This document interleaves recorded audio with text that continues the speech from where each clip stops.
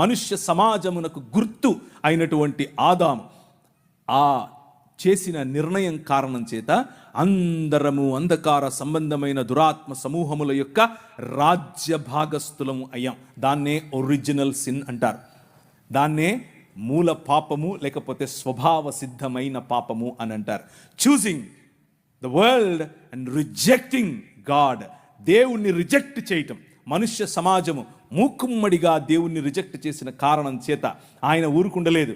ఆయన నా సన్నిధిని మళ్ళీ మీకు ఇస్తాను, నేను మళ్ళీ మిమ్మల్ని నా కుటుంబంగా చేసుకుంటాను, నేను మళ్ళీ మిమ్మల్ని నా కుటుంబంలో భాగంగా చేసుకోవటానికి నేను ఒక ప్రణాళికను వేశాను అని అన్నాడు. భూమి ఆకాశముల మధ్య కలిగినటువంటి ఈ అగాధాన్ని ఆయన తీసివేయాలనుకున్నాడు.